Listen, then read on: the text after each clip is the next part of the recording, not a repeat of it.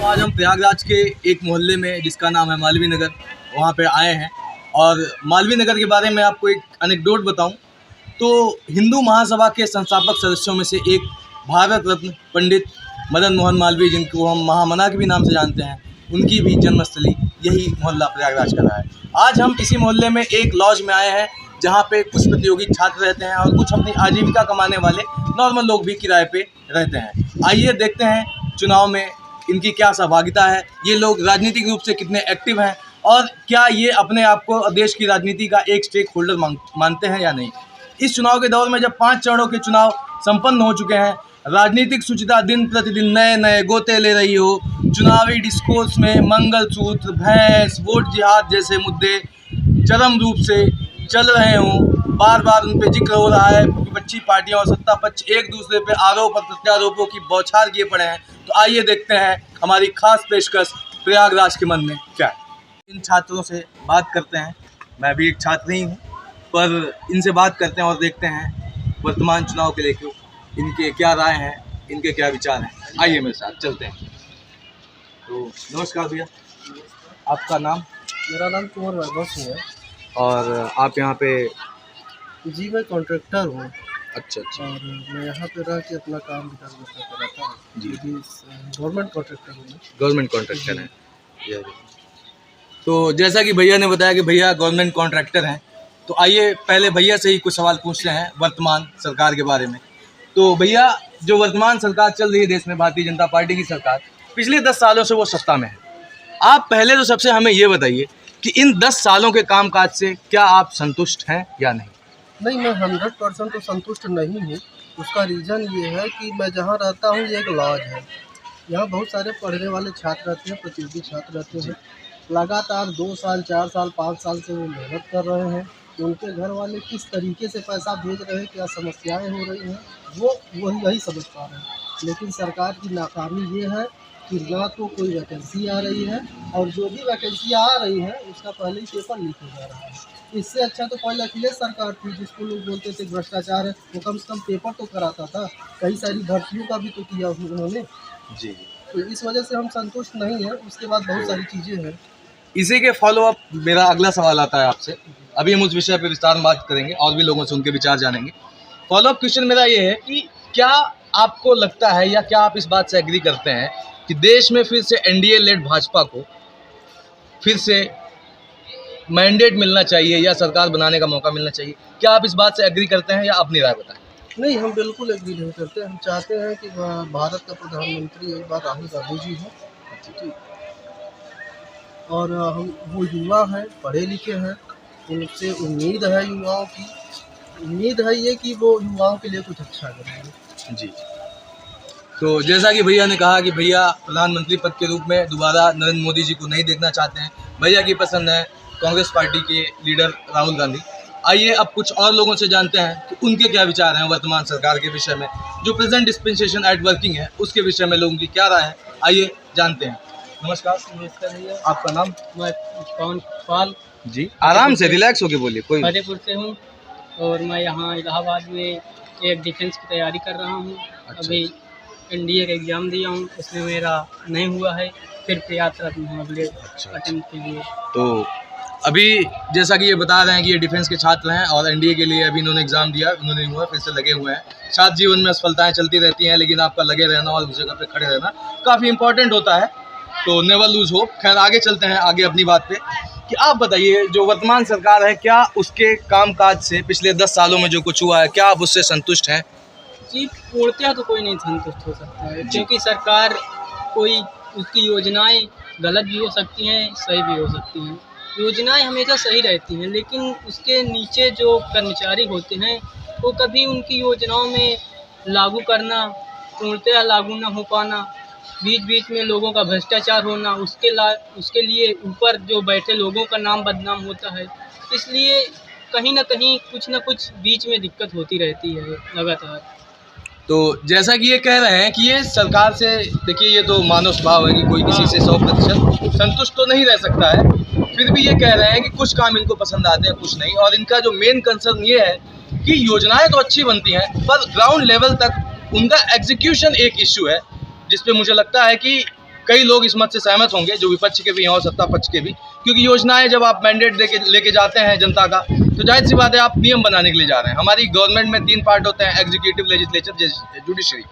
अब लेजिस्लेचर का काम है नियम बनाना, पर एग्जीक्यूटिव का काम है उन नियमों को एग्जीक्यूट करना। तो हो सकता है कि प्रेजेंट डिस्पेंसेशन जो है वो अभी तक शायद एग्जीक्यूट करने में उतना सक्षम ना रहा हो। तो अच्छा, अब मैं दूसरे सवाल पे बढ़ता हूँ इनसे कि आप बताइए, क्या वर्तमान जो सरकार है, क्या इसको एक और टर्म मिलना चाहिए? मिलना चाहिए, मिलना चाहिए। क्योंकि कांग्रेस भी लगातार बहुत सालों तक, जब कोई भी सरकार आती है तो पहले तो उतना काम नहीं कर पाते हैं, जो दूसरा टर्म या तीसरा टर्म होता तब ही सबसे ज़्यादा काम होता है। कोई भी सरकार हो, आप देखिए हमारी जो विदेश नीति है, डिफेंस लेवल है, पहले सालों से दोगुना तेगुना बढ़ी हुई है। इसलिए विदेश नीति बहुत ज़रूरी है अपने देश के लिए, क्योंकि तो आत्मनिर्भर बनना बहुत ज़रूरी है। तो जैसा कि ये कह रहे हैं कि ये फिलहाल तो चाहते हैं कि बीजेपी तीसरा टर्म पाए। ये बीजेपी सरकार की विदेश नीति से काफ़ी प्रभावित है और डिफेंस मैन्युफैक्चरिंग में जो भी प्रगति हो रही है देश में, उससे भी ये काफ़ी प्रभावित दिखाई पड़ते हैं। आइए बगल में एक और भाई साहब हैं, इनसे भी बात करते हैं। नमस्कार भाई साहब। हमारा नाम शिवेंद्र तिवारी है। मैं इलाहाबाद हाई कोर्ट में एज एडवोकेट लिटिगेशन पे वर्क कर रहा हूँ और साथ में स्टूडेंट भी हूँ। इलाहाबाद विश्वविद्यालय से 6 सेमेस्टर लॉ का चल रहा है मेरा। जी। तो वकील साहब कह सकता हूँ मैं आपको? तो हाँ, वकील साहब से कुछ सवाल पूछते हैं। वैसे भी ये लॉ के छात्र हैं, नियमों कायदों के बारे में इनसे अच्छा कौन जानेगा। तो वकील साहब, जो वर्तमान सरकार है, जो अभी 10 साल का टर्म कंप्लीट करने जा रही है या कर चुकी है ऑलमोस्ट, तो क्या आप मुझे बताएंगे कि पिछले 10 सालों के कामकाज से क्या आप संतुष्ट हैं?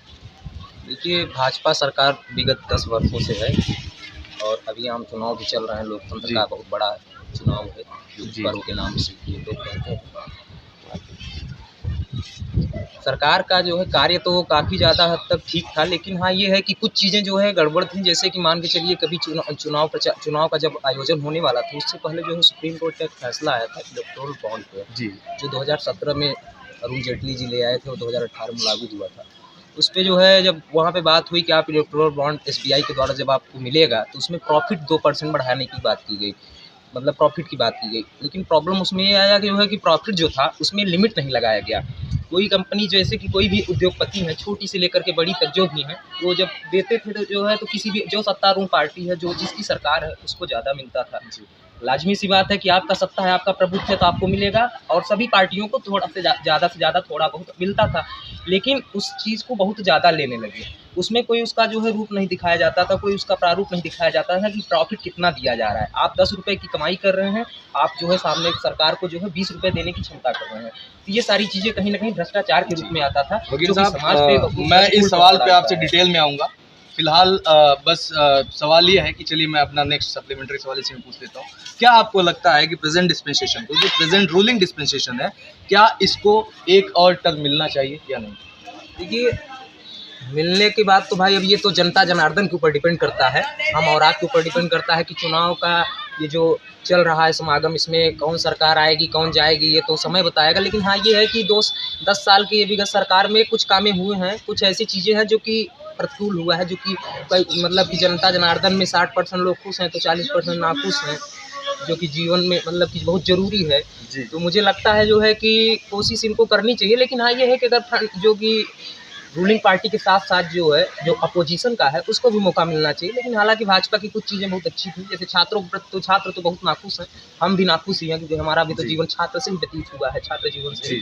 मुझे लगता है कि इस बार जो है मौका इनको एक बार और देना चाहिए, मुझे ऐसा लगता है। तो वकील साहब को लगता है कि उनको एक बार फिर से भाजपा सरकार को मौका देना चाहिए।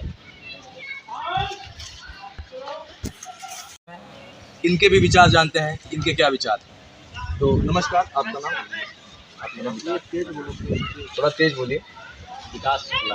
तो आप भाई साहब यहाँ पे क्या करते हैं? मैं यहाँ पर प्रयागराज में पंडिताई कराता हूँ। अच्छा, मतलब भैया पंडिताई करते हैं और वो धर्म के काम में संलग्न है ये। तो आपको क्या लगता है, आप पिछले 10 साल की जो सरकार रही है, क्या आप इसके प्रदर्शन से खुश हैं? बहुत खुश हुई है इस सरकार से। अच्छा, बहुत खुश हैं जी, क्या बात है। ये बीजेपी की सरकार में जो ये गुंडा माफिया जो सत्ता की सरकार में थी, वो बीजेपी की सरकार में नहीं। जो आज हम लोग जो खुल करके जी रहे हैं, ये बीजेपी की ही देन है। अच्छा, और जैसे कि कुंभ 2022 का जो था प्रयाग में, 2 महीने में इतनी तैयारी भयंकर करवा देना, और किसी सरकार में बस की बात नहीं, ये बीजेपी की ही देन है। और जो रामलला हमारे आए हैं, ये बीजेपी की ही देन। हम यही चाहते हैं कि जब तक यूपी में योगी और देश में प्रधानमंत्री जैसे हमारे नरेंद्र मोदी जी रहें, तो हमको बस बीजेपी ही चाहिए और हमको कोई सरकार नहीं चाहिए। भाई साहब का जो विचार है वो भावुकता और अध्यात्म से भी भरा हुआ है, क्योंकि उन्होंने खुद बताया कि वो पंडित हैं और पंडिताई के धंधे में संलग्न है। पंडिताई सॉरी, मैं माफ़ी चाहता हूँ, धंधे नहीं, पंडिताई के कार्य में लगे हुए हैं, संलग्न हैं।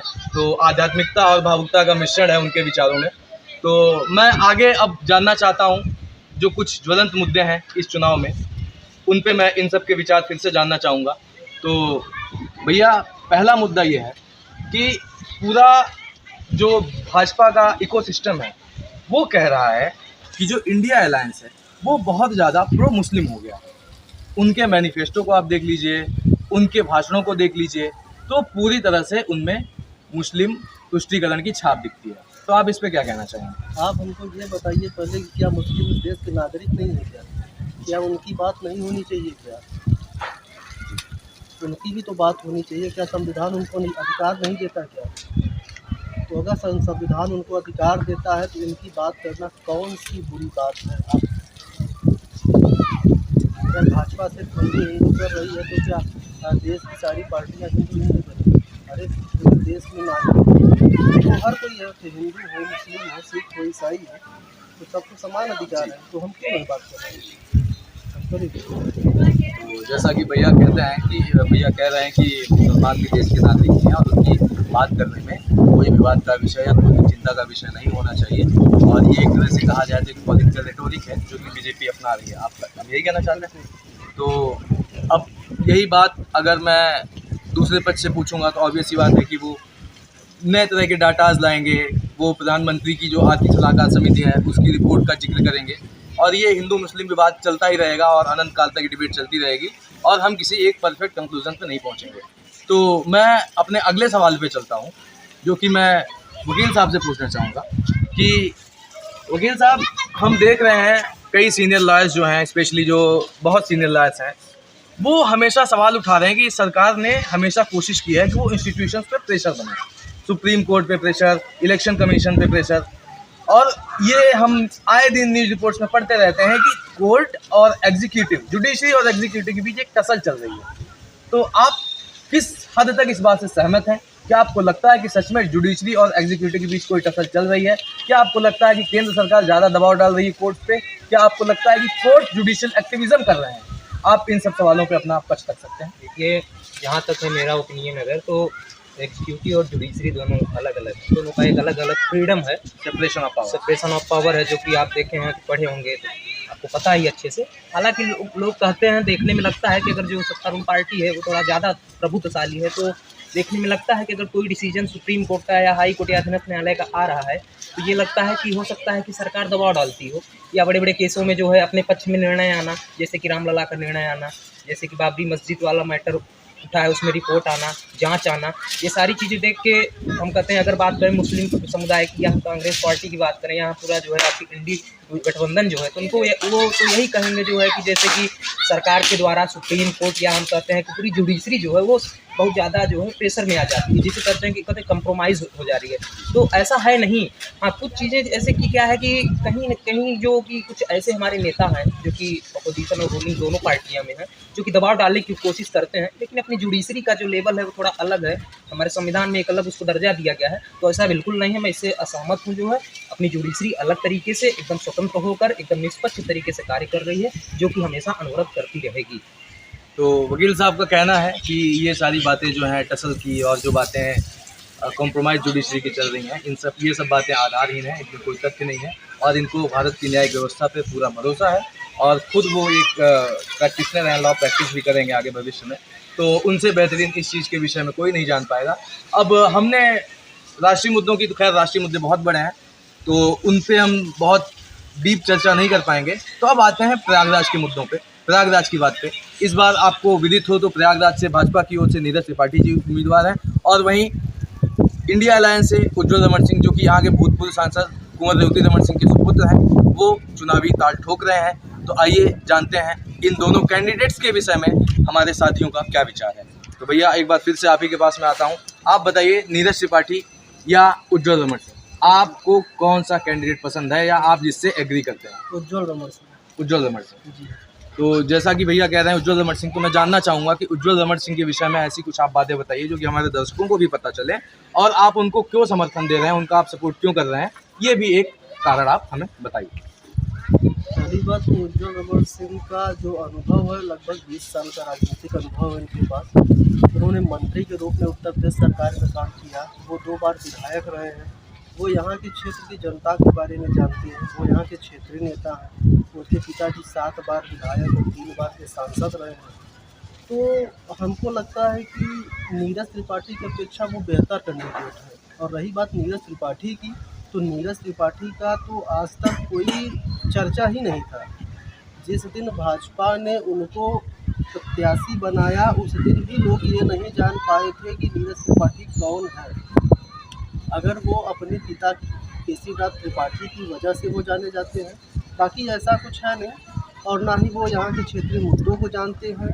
और भाजपा की तो मैं बात ये करूँ कि यहाँ से पहले 2014 में श्यामा चरण गुप्ता जी सांसद थे, उसके बाद रीता बहुगुणा जोशी जी सांसद थी, और ये दोनों सांसद अपने सांसद निधि से एक गांव का विकास किए हो तो हमें बता दें। कोई काम इन्होंने नहीं किया। यहाँ तक कि जो प्रधानमंत्री की बहुत बड़ी योजना थी आदर्श ग्राम योजना, इस पर विकास करने की बात थी, किसी एक गांव को आप गोद ले लीजिए, उसको विकास कीजिए। ये दोनों सांसद हमको बता दें कि किस ग्राम सभा को ये गोद लिए थे और किसका इन्होंने विकास किया, कुछ नहीं, सब जीरो। तो जैसा कि भैया कह रहे हैं कि उज्ज्वल रमण सिंह काफ़ी राजनीतिक रूप से अनुभवी व्यक्ति हैं और उनके पिताजी भी लंबे समय तक राजनीति में रहे, उनका बड़ा लंबा राजनीतिक जीवन रहा। तो भैया का विचार यह है कि नीरज त्रिपाठी जिस दिन उनका कैंडिडेचर डिसाइड हुआ, उनका नाम भी लोगों को शायद नहीं पता था, और राजनीतिक अनुभव की भी यहाँ बात है। और जो यहाँ के इनकम्बेंट सांसद हैं या कहीं उनको टिकट नहीं मिला है, चाहे वो रीता बहुगुणा जोशी जी हो, चाहे वो श्यामा चरण गुप्ता हो, उनके कामों से भी संतुष्ट नहीं है जो भूतपूर्व सांसद थे यहाँ पे। तो भैया के ऐसे विचार हैं, और ये हमने भी कई जगह से बातें सुनी हैं। हम रिपोर्टिंग के दौर में जब जाते हैं, लोग कहते हैं कि हमें भाजपा तो पसंद है, ऐसी बात नहीं, लेकिन हमें हमारा कैंडिडेट का नाम तक नहीं पता था अभी तक, इसलिए हो सकता है थोड़ी बहुत असहजताएँ हों। भैया उज्ज्वल रमण के सपोर्टर हैं, तो जाहिर सी बात है कि वो अपने पक्ष में बातें करेंगे। तो आइए वकील साहब से जानते हैं उनका क्या विचार है इन दोनों चुनावी प्रतिद्वंदियों पे।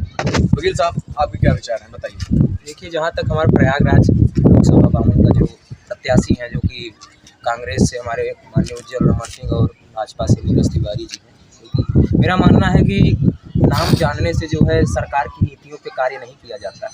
व्यक्ति की गुण और क्षमता जो होता है वो लोकतंत्र में अपने विकास के लिए वो खुद से कार्य करता है। जैसे कि नीरज तिवारी जो भाजपा से हैं, ये जुडिशरी से बिलोंग करते हैं, आपको अच्छे से पता है। तो इनके अंदर ये योग्यता है कि ये पक्ष और निष्पक्षता को पहचानते हैं। ये जो है किसके साथ शोषण हो रहा है, किसके साथ नहीं हो रहा है, इन्होंने अपना जीवन जो है व्यतीत किया है। ये अपर शासकीय महाधिवक्ता उत्तर प्रदेश के रहे हैं, इलाहाबाद हाई कोर्ट में जो है, इनको अच्छे से पता है कि सामने वाले को क्या दिक्कत है क्या नहीं है, तो उस पर ये विचार करना, इनको कार्य करना अच्छे से आएगा। और राजनीतिक करियर की अगर हम बात करें तो हालांकि इनका अगर नहीं भी है, लेकिन इन्होंने अपने जीवन में भी देखा, इनका जो बैकग्राउंड है, इनके पूर्वज, इनके पिताजी माननीय स्वर्गीय केसरीनाथ त्रिपाठी पश्चिम बंगाल के गवर्नर रह चुके हैं, जो कि अब तो नहीं रहे, लेकिन उनका जो पुरुषार्थ है एक प्रकार से पिताजी के द्वारा, तो वो कहेंगे अगर तो राजनीतिक जीवन का जो एक उजागर होता है उनके माध्यम से मिला है। और मुझे भरोसा है कि नीरज तिवारी भी अच्छा काम करेंगे। हालांकि भाजपा का जो विगत 10 सालों में जो सांसद थे, जैसे कि श्यामा चरण गुप्ता हो गए, रीता बहुगुणा जोशी जी हो गई, हाँ, कुछ काम नहीं किए हैं, करना नहीं चाहती थी भाजपा, यहाँ थोड़ा सा गड़बड़ किया था, लेकिन इस बार उन्होंने अच्छा प्रयास किया है। नीरज तिवारी जी को ले आया है, हमको पूर्ण विश्वास है भाजपा सभी को ये कार्य करेंगे, क्योंकि ये जुडिशरी से बिलोंग करते हैं और इनका काम अच्छा है। 20 साल के करियर से मतलब नहीं होता, व्यक्ति का नाम जानने से नहीं होता है, व्यक्ति की खुद की क्षमता होती है। वो अगर आएगा, उससे जनता जनार्दन ले आएगी तो जरूर कार्य करेगा, क्योंकि जनता का दुख और दर्द पहचानने वाला व्यक्ति चाहिए, ना कि जो बैकग्राउंड चाहिए, ना कि उसके पिता का बैकग्राउंड ना उसका चाहिए। तो जैसा कि वकील साहब बता रहे हैं कि लोकतंत्र में काम करने के लिए आपकी इच्छा शक्ति चाहिए होती है, आपका प्रयास चाहिए होता है, आपका बैकग्राउंड और आपका अनुभव मायने नहीं रखता है, जो कि कहीं हद तक सत्य बात भी है, और ये राजनीतिक इच्छा शक्ति पर निर्भर करता है। पर प्रयागराज के मैं विभिन्न मतदाताओं के पास गया हूँ, और उनका एक जो हमेशा से कंसर्न रहा है कि हर जगह पे और सीटों पे बहुत बड़े बड़े प्रोमिनेंट नेताओं को बीजेपी टिकट देती है, पर टिकट वितरण में प्रयागराज की ऐसी अनदेखी की जा रही है, ऐसा लोगों का आम विचार है। मैं एक रिपोर्टर हूँ, मैं इन चीज़ों से एग्री नहीं करता हूँ, मैं आपको बस वही बता सकता हूँ जो चल रहा है। तो अब हम बढ़ते हैं अपने अगले सवाल पे, क्योंकि थोड़ा सा अंधेरा भी हो रहा है बैकग्राउंड में, तो हम लोग क्या कहते हैं ज़्यादा देर इस बात को कंटिन्यू नहीं कर पाएंगे। पर एक आखिरी सवाल मैं पूछना चाहूँगा आप सबसे, छात्रों से रिलेटेड है। हम सब छात्र हैं, या कभी न कभी भैया छात्र रहे हैं, भैया छात्र रहे हैं, आप भी छात्र हैं ही अभी। तो मैं जानना चाहता हूँ कि ये जो पेपर लीक वाली समस्या है, क्या आपको लगता है कि ये चीज़ें इच्छापूर्वक करवाई जाती हैं? क्या आपको लगता है ये चीज़ें एक्सीडेंटल हैं? क्या आपको लगता है कि इतने लंबे समय तक शासन करने के बाद भी सरकार नकल माफियाओं पे क्रैकडाउन नहीं कर पा रही है? क्या आपको लगता है कि सरकार की और नकल माफियाओं की भी मिलीभगत है इसमें? आप सब अपने विचार जाहिर कर सकते हैं। आप छात्र हैं तो आप सबसे जी पहले भैया, बताइए, पेपर लीक पे आपका क्या विचार? पेपर लीक में अभी नियम बनाया गया था उत्तराखंड सरकार ने कि हमेशा के लिए कारावास हो जाएगा, और उसके बाद आपको जुर्माना भी 10 से 20 लाख रुपए तक देना होगा, क्योंकि वो नियम है। तो वहाँ अभी देखा जा रहा है पहले के जितने पेपर लीक होते थे अब उससे बहुत कम। तो ठीक उसी प्रकार उत्तर प्रदेश सरकार या राजस्थान या कोई और राज्य है वो नियम लागू करे और पेपर लीक, क्योंकि स्टूडेंट को एज बढ़ती है, पेपर में एज रिलैक्सेशन मिलता नहीं है। एज बढ़ जाने के बाद कोई इतना किसी के माता पिता फाइनेंशियल इतना मजबूत नहीं होते कि पैसा देते रहे सब, तो वो टाइम निकलने के बाद कोई नहीं कर पाता है पढ़ाई। उसके बाद वो छोड़ देता, कहता है कि अरे चलो छोड़ देते हैं, कोई काम ही कर लेते हैं, घर के लिए जुड़े रहने के लिए कुछ ना कुछ करना पड़ेगा। मतलब आपके कहने का मतलब यह है कि पेपर लीक पे रोक लगनी चाहिए, इससे छात्रों में बहुत ज़्यादा निराशा होती है और उनका कैरियर भी दांव पे लगता है। हाँ, ये बात काफ़ी सत्य भी है, और पेपर लीक एक बहुत बड़ी बीमारी है। पहले तो ये था कि सिर्फ राज्य सरकारों में ही पेपर लीक होते थे, अब तो शायद एनटीए का भी, हाल में नेशनल टेस्टिंग एजेंसी का भी एक पेपर लीक हो गया है। ये एक बहुत बड़ा कंसर्न है, और सरकार को, चाहे वो राजस्थान की सरकार हो, क्योंकि राजस्थान में भी पेपर लीक होते हैं, यूपी में भी होते हैं, मध्य प्रदेश में भी होते हैं, भर्तियों में जो अनियमितताएँ हैं इनको सरकार को ध्यान देना चाहिए इन पे, और इस पे आगे बढ़ना चाहिए। अब इसी पेपर लीक के सवाल पे मैं वकील साहब से उनके विचार जान लेना चाहता हूँ, उसके बाद हम रैप करेंगे। वकील साहब, पेपर लीक पे आपके क्या विचार हैं? छात्र जीवन की बात अगर करें तो मैं भी एक छात्र हूँ, तो पेपर लीक एक बहुत बड़ा अनुचित कार्य है जो है, छात्रों के साथ बड़ा बुरा व्यवहार किया जाता है, क्योंकि गरीब तबके से व्यक्ति आता है, छात्र जीवन व्यतीत करता है। हम इलाहाबाद की बात करें, चाहे कहीं भी किसी भी मतलब जगह पे छात्र रहते हैं, अब अगर पेपर हम बात करें, अगर यूपी पुलिस का पेपर जो लीक हुआ है तो बड़ा गलत हुआ, क्योंकि बच्चों के पास इतना पैसा नहीं है, घर के माध्यम से नहीं मिलता है, वो दूर दूर जाके पेपर दे और पेपर बीच में लीक हो जाए, ये गलत है। हालांकि सरकार इस पर एक्शन ली, जो है लोगों को पकड़ी, जो है देखी, जो है पैसा जुर्माना लगाया, लोगों को बंद किया, और इसमें अपोजिशन और रूलिंग का इसे बीच के नेता भी हैं जो कि इस पर जो है अपना चार करते हैं, लेकिन बच्चों के साथ गलत नहीं होना चाहिए। मैं यही आशा करता हूँ कि जो वर्तमान में सरकार है, जो आने वाली सरकार जो भी आए, हमेशा छात्रों के साथ अच्छा व्यवहार करूँ, कभी उनके जीवन के साथ, उनके करियर के साथ खिलवाड़ ना हो, और हम पेपर जैसी चीज़ सुचिता ढंग से पूर्ण हो, क्योंकि उनका करियर तभी बनेगा जब वो अच्छे शिक्षा से गुजरेंगे और अच्छी नौकरी पाएंगे, तभी उनका जीवन का जो है विस्तार होगा। पेपर लीक नहीं होना चाहिए। तो दोस्तों, जैसा कि आपने हमारे कुछ मित्रों के विचार सुने, हमारे कुछ मित्र थे वो शायद अभी अनुपस्थित हो गए हैं।